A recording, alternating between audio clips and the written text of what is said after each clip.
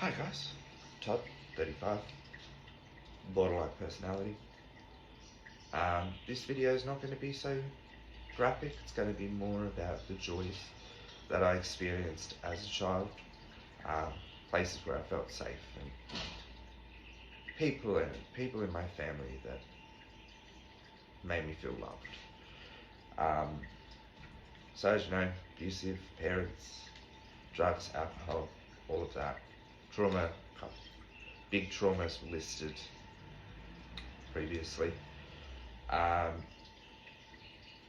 but to get into the gooey ooey side, that I have, I know I had a good life, I know I felt loved, but being, I could never, I could never believe it, but I knew I felt safe. Um, my grandparents, God bless their souls, love them to bits, beautiful people. And my great grandmother, God have fond memories with her. My uncle and auntie, my godparents, and I have 3 cousins, all girls, and I'd often sneak off, go play with the cousins without telling my parents, because, well, really, they didn't really care where I went.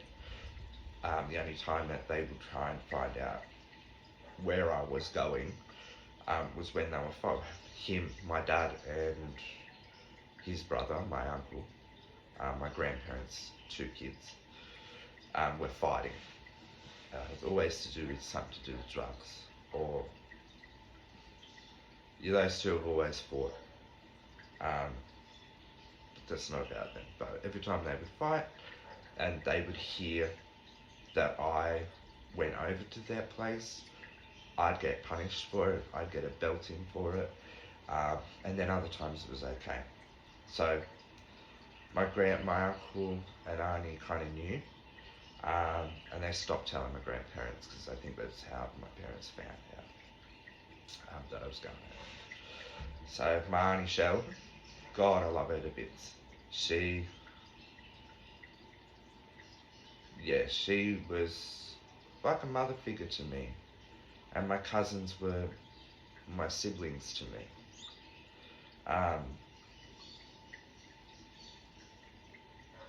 And they sheltered me, they cared for me, they fed me, they loved me unconditionally, they still do. So do my cousins. I think that's why I felt safe and I loved going there, as you would. But my grandparents raised me, pretty much, as parents, because they gave me what they saw that my parents couldn't give me.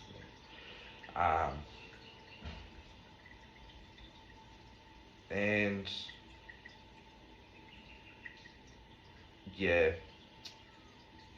being the fact that my mother had left me when I was a newborn on their doorstep, they kind of knew they had to kind of step up from that day. And with my mum's had mental health struggles, it was, I think, postpartum on top of all of the other depression and other things like that. But yeah, I always felt loved going to Nan and Grandpa's place, especially like, because Grandma, we call her Grandma because she's my great grandma. Nan didn't want to be called Grandma because she made her feel old, whatever. So yeah, Grandma, Grandpa, fond memories, always there. Big house, big yard, mulberry tree out the front, long driveway, old Wheelhurst clothesline. Me and my cousin used to swing off it, climb the mulberry tree, pick mulberries, come down, it's covered in mulberry juice. As we know, mulberry juice stains clothes. So parents were very happy. A few times with the mulberry bushes, we were told you pick mulberries, and we do old school like what they do with the wine in Italy, like you stamp on the grapes to produce this, because my grandmother would, my great grandmother, grandma she'd make mulberry jam out of it.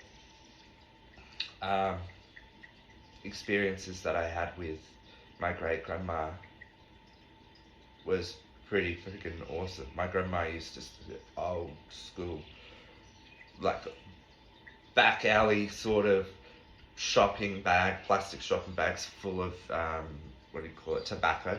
You get off the local servo. Back then you could do that, and we'd play cards with her, but while playing cards and stuff, we were sat there as like machines, rolling using the talent, the whole, like the empty tailor mades, and you stick it into this thing, pack the tobacco in.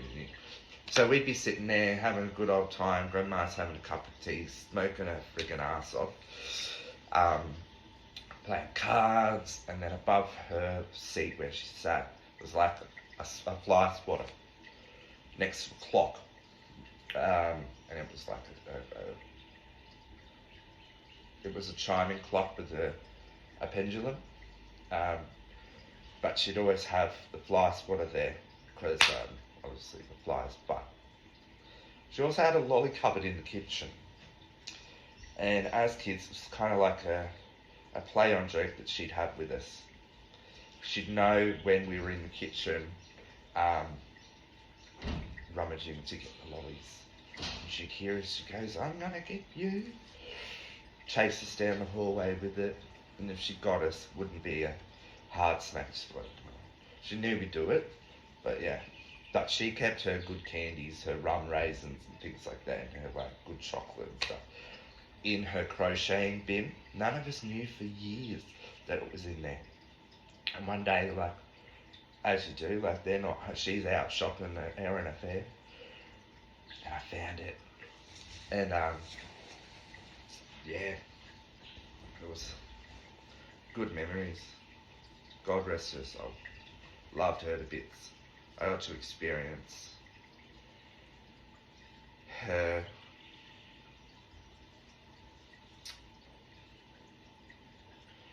got to experience her life until I was, I think, oh God, 12 maybe, I think, roughly around there. But my grandparents stay over there all the time. Like, this house was freaking huge. Like, the original land was my nan's auntie's, and it was left to her in the will. And it was just this house on this massive block, small 2-bedroom house. And then when my grandparents got it, they extended it, so it was like the house in front, and it was kind of like a U shape. And so you go in, and it connected to my grandmother's place, and you could connect into this like long hallway. And as you would go up the stairs, in the courtyard, there was a pool, a spa, and a deck for barbecue. Pretty friggin' amount of childhood memories that place has had. So much love, so much like family. It's just pinnacle of joy in my childhood. And so you go from my grandma's place up into my grandparents' place. So you'd walk up the hallway, and then before you would go to the stairs, there'd be the door to the barbecue landing and the pool area and the spa area. But you go up the stairs inside the hallway, and they had a snooker room, like full on bar set up, old school, like hand woven rugs of like dogs playing cards and shit. It was old school. Tigers memorabilia, like NRL Tigers team. That was our family team that we went for. And a snooker table, the bar at the back, bar fridge, and so many memories where we learned how to play pool all the time.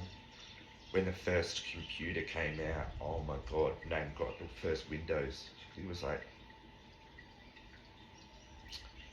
old school computer dial-up internet. Like that was, we all know what that's like. If you're from that era, anyway. Um, there's no mobile phones then either. It was all, they had phones in the house. Nan had the one on the wall, which was cordless. But my grandmother, my grandma, she had the one where it's like the box and the ring with the numbers, and you had to like one number, you do it again, you take forever to make a call. Anyway, um, yeah, and then you go this massive front entrance, double door, like oak front doors, um, just beautiful. And you walk in, see the pool table, straight looking into the courtyard, and then you turn left and there'd be a spare bedroom, and that spare bedroom is basically where all the grandkids stayed. And my grandmother had the sickest 80s style, like her hair was like long, curly blonde hair. Um, Beautiful lady, love her to bits. Um, and we'd always like, when the cousins and I were there, the cousins would open the spare room like closet. My nan had like old school like 70s and 80s like earrings, like God, she would have had about 50 of them. The girls used to play with them, and then it's like they'd play dress up in my nan's clothes and things like that. And Nan didn't care. Um, but yeah, like you'd see, there's so many memories with the cousins with kids. They would, yeah, come out dressed up, ridiculous, whatever, make everyone laugh. And then you go further, there was a toilet, then a door to go to the courtyard. That was usually the screen that we would use because the kitchen was there, and Nan was always in there getting like cooking, or she was always in there getting her hair done. You know those old school like plastic tubes, look like jellyfish, where they get the little hook and pull your hair through to get her hair done that way. And there was like a little island, and have stools around it and into the kitchen. And then it was like a small little dining room with like a tiny ass TV that you kind of just gather and sit there.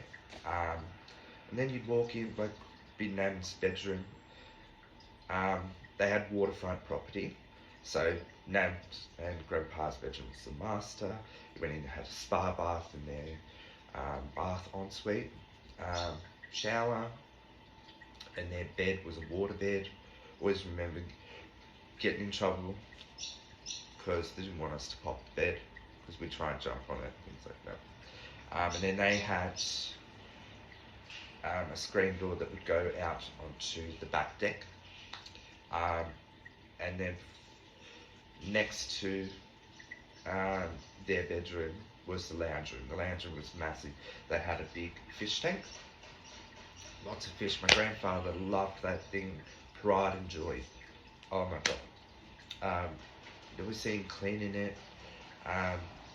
We'd get in trouble because he'd had the magnet cleaner, and we'd get in trouble because we'd always go to the corner and drop the magnet and then try and like pick it up, and if we couldn't pick it up, he'd rouse us. Spent a lot of Christmases, most Christmases there. The tree was massive, hundreds of presents around. My dad, my uncle, and my grandfather would always take turns every year to be Santa. Many memories there. And then, yeah, the lounge would connected to the back deck, which led down into a backyard overlooking Saratoga waterfront. They'd had a fish, like a dinghy, that my grandfather, my dad, my uncle, my brother, they'd always go, I hate fishing. I'd hate a bit more on the feminine side, if you get what I mean. Never liked sports or anything like that. They'd always go out crabbing. We'd always have seafood, inundated seafood. Yeah, crabbing, yabbying, prawning. Dad used to have a caster net. Really good friends with the next door neighbours who had the wharf. So a lot of us kids just, you could just imagine go next door, allowed to use the wharf, you'd run and right down and jump in. A few times we did get done because the ladder to get back up onto the landing, we had to be really careful because it was like barnacles or oysters, and one day I literally sliced the shit out of my feet. Yeah, that was painful. But as you can tell, like there and my auntie and uncle's place was kind of the joy, the safe, the family orientation. So that's the joys that I had through my childhood.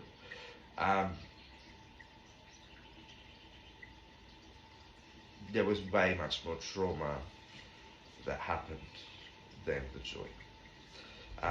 We'll end this video. Follow for more.